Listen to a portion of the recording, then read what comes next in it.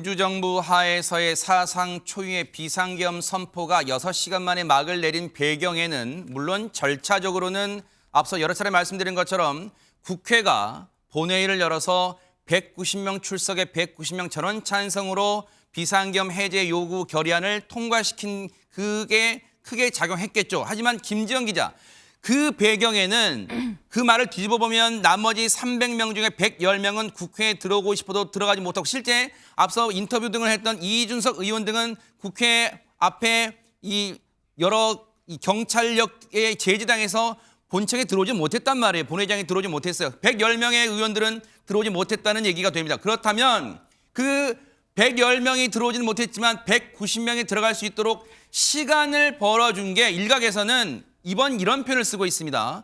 총보다 강했던 카메라다. 지금 시민분들이 각각 영상과 SNS를 통해서 휴대전화로 실시간으로 올려주면서 정말 큰 계엄군과의 큰 물리적 충돌이 없었다는데 많은 분들이 안도하고 이게 국민 승리다 이런 분석도 나오고 있어요.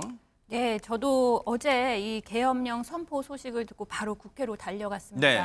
정말 많은 시민들, 경찰들 또 경내에는 이제 군인들이 있었는데요. 네. 그때 시민들이 정말 모두 영상을 찍고 네. 유튜버들이 영상을 찍고 이제 많은 시민들의 윤석열 대통령의 퇴진이라든가 이런 각각의 목소리가 많았습니다. 그런데도 질서는 굉장히 질서 정연함이 유지됐어요. 그래서 네. 처음에는 국회의원, 보좌관, 기자들이 신원이 확인이 되면 영내로 들어갈 수 있었습니다. 그랬었죠, 국회 내로. 네. 하지만 어떤 소요 사태라든지 어떤 혼란이 있을까 봐 나중에 막은 거거든요. 네. 그래서 그런 점에서 볼 때 경찰이든 군인이든 일단 군 통수권자의 지시가 내려왔기 때문에 따르는 건 맞지만 네. 어떤 격렬한 충돌이나 이런 건 없었던 점에서 봐서 이 점이 가장 다행스러운 점이 아닌가 이렇게 생각을 네. 합니다. 실제로 이번에 비상계엄 해제 요구 의결을 통과시키는데 가장 긴박하게 움직였던 사람 중 한 명인 우원식 국회의장도 어젯밤 11시에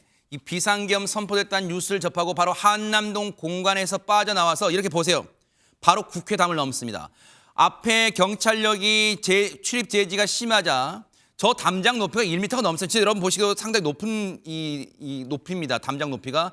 저 철제 담장을 넘어서 국회 본청 안으로 들어갔고 국회 본회의 의결을 통해서 계엄 해제 요구안을 가결 준비하겠다고 국민 여러분 믿고 지켜봐 달라고 대국민 담화도 발표하면서 많은 국민들에게 안심을 주려고 노력했던 국회의장도 모습도 저희가 확인할 수 있었습니다.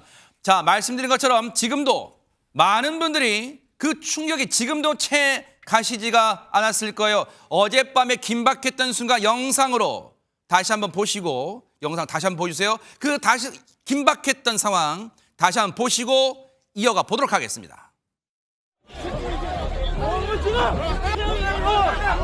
아니 막는 게 말이 돼? 국회로 왜 못 들어가게?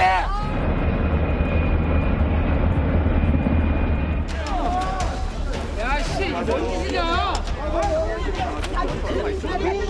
너희가 다 잡혀간다고. 잡아. 대한민국은 국민에게 축복이 있고 경험 있는 보좌진들이 해주세요.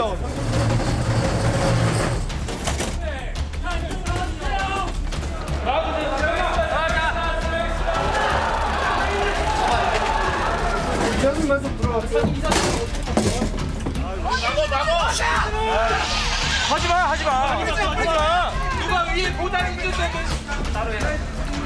제가 이만만 보여달라고 힘들게 해주세요.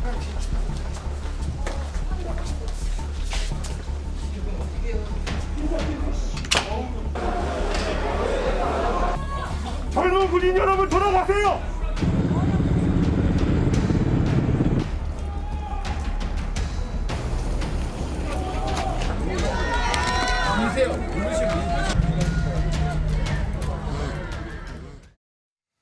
저렇게 긴박한 상황이었고 앞서 제가 말씀드린 것처럼 많은 시민분들이 국민분들이 가지고 있던 휴대전화를 꺼내서 영상을 찍고 실시간으로 사진 등을 SNS 단체방이나 커뮤니티에 올리면서 이 전국에 있는 분들이 실시간으로 국회 상황을 접할 수 있는 그런 계기가 됐습니다. 차 교수님, 일각에서는 이런 얘기를 하고 있더라고요.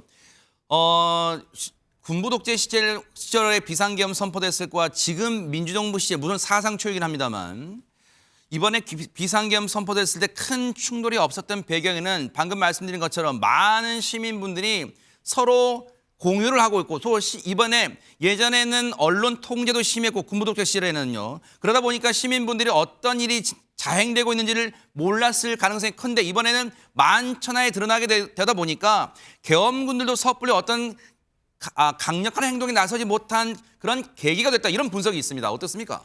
예, 그러한 분석은 상당히 설득력이 있어 보입니다. 그러니까 그래서 공권력 행사의 어떤 투명성을 확보하고 그걸 네. 공개하는 것이 가장 우리가 효과적인 통제 수단의 하나라고 하는 것도 그런 맥락이거든요. 말씀 좀 죄송한데 제가 이 영상도 계엄군들이 탄 차량을 시민분들이 다 막아서고 그래서 사실 저 시간을 벌어줘서 국회의원 190명이 국회 본청에 들어갈 수 있던 시간도 벌어준 셈이었어요. 네, 말씀 계속하시죠. 네네. 그래서 우리 대한민국 국민들이 우수한 점이 바로 그런 점입니다. 그래서 저도 이제 사실은 어제 밤에 거의 한숨도 못 잠못 잤는데요. 주무셨죠? 너무나 네네. 충격을 받아가지고 그렇죠. 네.